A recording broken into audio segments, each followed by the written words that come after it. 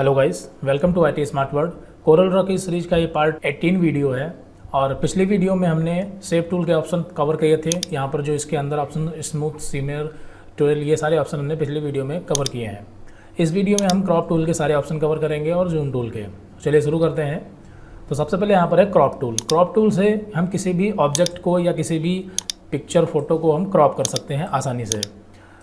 तो मान लीजिए यहाँ पर रेक्टेंगल है और यहाँ पर हमें क्रॉप सिलेक्शन एक बनाना है। हमें सिर्फ इतना क्रॉप करना है, इसके अंदर का हमें इतना पार्ट चाहिए, बाकी नहीं चाहिए। तो उसके लिए हम सिंपली क्रॉप सिलेक्शन टूल लेंगे और यहाँ पर एक सिलेक्शन बनाएंगे इस तरह से। और यहाँ पर जो ये सिलेक्शन है, इसको हम सिलेक्शन करने के बाद में भी इसे हम छोटा या बड़ा कर सकते हैं कुछ इस तरीके से, या फिर इसे हम मूव करके कहीं भी रख सकते हैं। इसे चारों तरफ से इसे हम छोटा या बड़ा भी कर सकते हैं। अगर हम रोटेट करना चाहें तो यहाँ पर हम एंगल डाल करके रोटेट भी कर सकते हैं इसे। जैसे इसे हमें 30 डिग्री पे रोटेट करना है तो ये कुछ इस तरह से रोटेट भी हो जाएगा। और वापस से इसे हम 0 करते हैं। उसके बाद यहाँ पर ये एक्स और वाई एक्सेस बता रहा है कि हमारा जो क्रॉप सिलेक्शन है वो पेज के किस एरिया में है। आई थिंक समझ गए होंगे, इसके बारे में हम पिछली वीडियो में पढ़ चुके हैं, एक्स और वाई एक्सेस क्या होते हैं। उसके बाद यहाँ पर आप क्रॉप सिलेक्शन की विथ और हाइट सेट कर सकते हैं। अगर आपको पर्टिकुलर 2x2 का क्रॉप करना है, यानी कि यहाँ पर जो साइज पड़ रहा है वो इंच में पड़ रहा है, तो 2x2 यानी कि 2 इंच का, 2 इंच हाइट और 2 इंच विथ, और एंटर करेंगे तो यहाँ पर उसी हिसाब से, उसी के अकॉर्डिंग, यहाँ पर साइज़ के अकॉर्डिंग आपका एक क्रॉप सिलेक्शन इस तरह से बन जाएगा। बाद में इसे आप चाहें तो छोटा या बड़ा भी कर सकते हैं। तो आई थिंक इतना समझ में आ चुका होगा। और ये जब आपका पूरा कंप्लीट हो जाता है फिर आप फाइनली इस पर डबल क्लिक करेंगे और ये आपका क्रॉप हो जाएगा।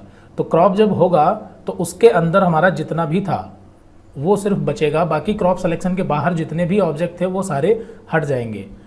ये तो हुआ एक तरीका। दूसरा तरीका ये है, एग्जांपल के लिए यहाँ पर हम कुछ इमेजेस लेते हैं।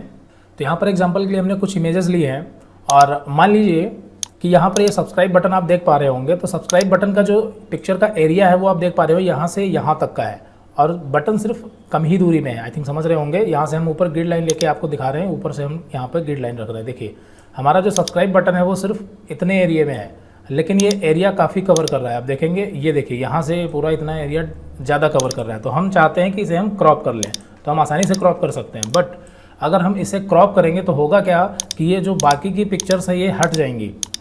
अगर हम इसे क्रॉप करते हैं तो बाकी की जो पिक्चर्स हैं या बाकी का जो मटेरियल इस पर है वो सारा डिलीट हो जाएगा, लेकिन हम ऐसा नहीं चाहते।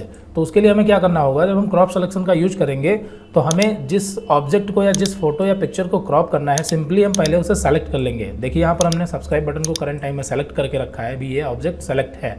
उसके बाद में अगर हम इसको क्रॉप करते हैं तो क्या होगा कि इसी ऑब्जेक्ट का जो क्रॉप सिलेक्शन के बाहर आ रहा है वो सिर्फ हटेगा, बाकी पूरे पेज पर आपका जो भी कंटेंट है वो नहीं हटेगा। देखिए यहाँ पर हमने सिलेक्शन एक बना लिया और डबल क्लिक करके हम जैसे ही डबल क्लिक प्रेस करेंगे तो ये क्रॉप हो जाएगा और बाकी का जो है वो हमारा सेफ रहेगा।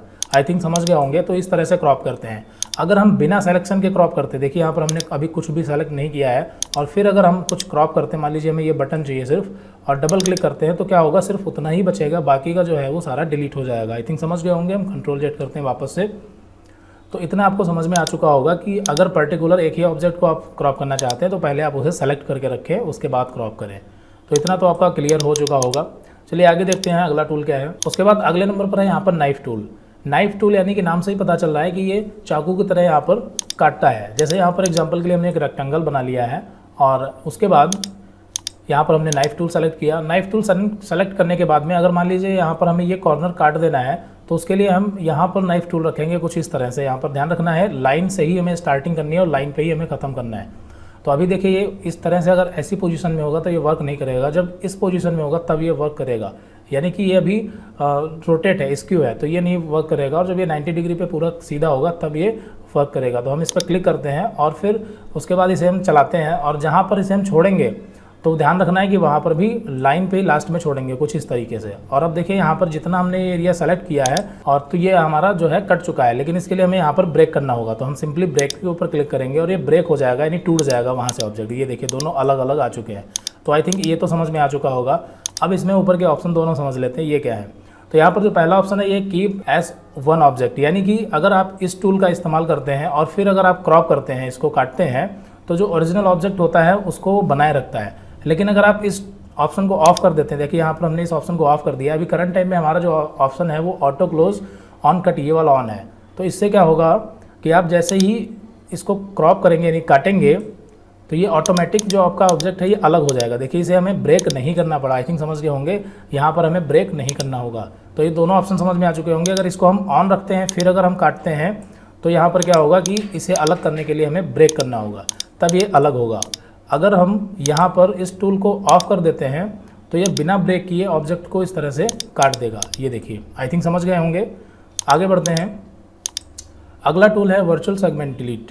इससे क्या होता है, एग्जांपल के लिए यहाँ पर हम कुछ ऑब्जेक्ट बना लेते हैं पहले। वर्चुअल सेगमेंट डिलीट से आप किसी भी लाइन को यहाँ पे डिलीट कर सकते हैं। जैसे यहाँ पर आप देखेंगे कुछ इस तरह का यहाँ पर हमारे सामने 2 रेक्टेंगल है। अगर हम चाहते हैं ये 2 लाइनें डिलीट करना तो सिंपली यहाँ पर हम वर्चुअल सेगमेंट ऑप्शन का यूज़ करेंगे और यहाँ पर एक सिलेक्शन बनाएंगे जिसके अंदर ये 2 लाइनें कुछ इस तरह से आ जाएंगी। उसके बाद हम क्लिक छोड़ देंगे तो ये 2 लाइनें इस तरह से डिलीट हो जाएंगी। इन दोनों को भी डिलीट करना है तो इन दोनों को भी इस तरह से डिलीट कर सकते हैं।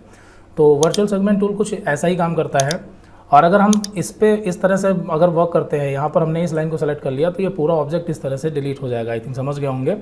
तो ये कुछ इस टाइप से वर्क करता है। आप इसका खुद से ट्राई करेंगे तो ज़्यादा बेटर समझ में आएगा। अगर हम यहाँ पर वर्चुअल सेगमेंट वापस से इस तरह से लेते, देखिए यहाँ उतना ऑब्जेक्ट इसने डिलीट कर दिया। ये देखिए, आई थिंक समझ गए होंगे।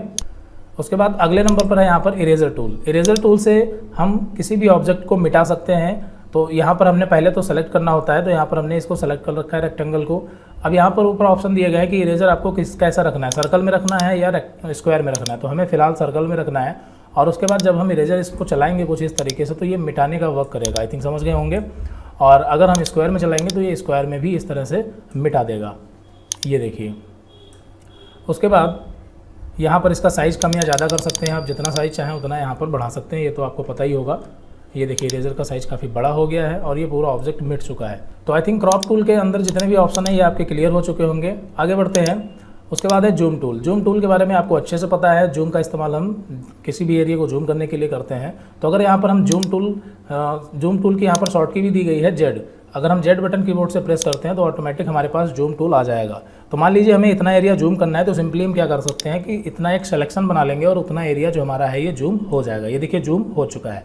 अब यहाँ पर ये जूम तो हो चुका, लेकिन हमें वापस उसी पोजीशन में जाना है जैसे अभी हम थोड़ी देर पहले थे।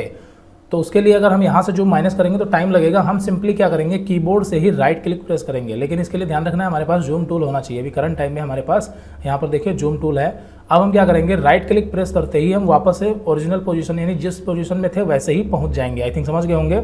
मान लीजिए हमने 1 बार जूम किया, 2 बार जूम किया और 3 बार जूम किया। अब अगर हम राइट क्लिक प्रेस करते हैं तो ये इस तरह से हम स्टेप बाय स्टेप वापस चले जाएंगे। आई थिंक समझ गए होंगे। तो ये है जूम का शॉर्टकट।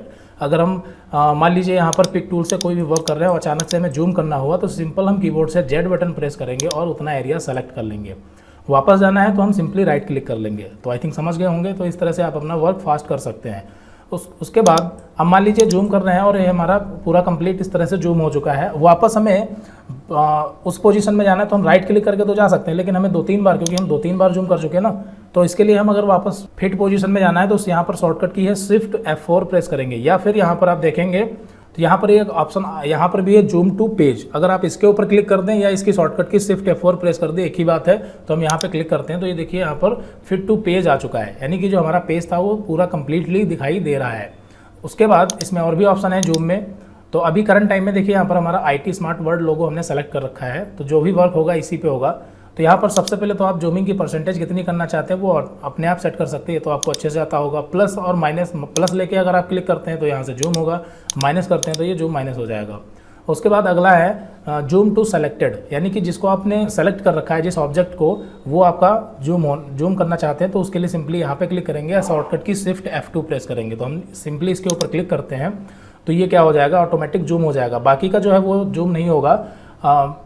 जो आपका ऑब्जेक्ट है जो सेलेक्ट है वो आपका सामने आ जाएगा बिल्कुल फ्रंट में। अगले नंबर पर यहाँ पर है जूम टू ऑल ऑब्जेक्ट। अगर आप इस पर क्लिक करते हैं तो जितने भी ऑब्जेक्ट बने होंगे वो सारे जूम हो जाएंगे और जो पूरा फोकस होगा वो वहीं पर होगा।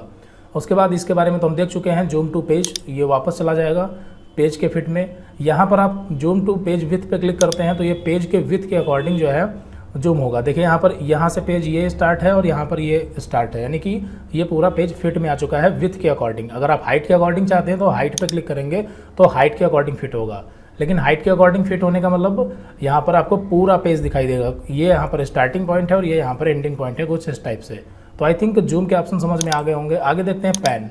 तो पेन में ज़्यादा कुछ नहीं, सिंपली क्या होता है कि जब हम जूम पोजीशन में होते हैं, देखिए यहाँ पर हमने जूम कर रखा है, स्क्रॉल बार से जा सकते हैं। एक तरीका हमारा ये है कि हम स्क्रॉल बार से इधर जा सकते हैं, या फिर हम स्क्रॉल बार का यूज़ नहीं करना चाहते तो सिंपली यहाँ पर हम पेन यूज़ करेंगे और यहाँ पर इसकी शॉर्ट की जो है वो एच है, कीबोर्ड से हम एच भी प्रेस कर सकते हैं, ध्यान रखना ओनली एच। तो यहाँ पर हम पेन टूल लेते हैं और हैंड टूल हमारे पास आ जाएगा और इससे हम इस तरह से कहीं भी मूव करा सकते हैं पूरी स्क्रीन को। तो आई थिंक ये दोनों ऑप्शन आपके क्लियर हो चुके होंगे, क्रॉप टूल के और जूम टूल के। तो इस वीडियो में इतना ही रखते हैं और अगली वीडियो में हम line tool, free hand tool, इन सभी के बारे में कंप्लीट देखेंगे। तो इस वीडियो में इतना ही, मिलते हैं अगली वीडियो में। Thanks for watching this video.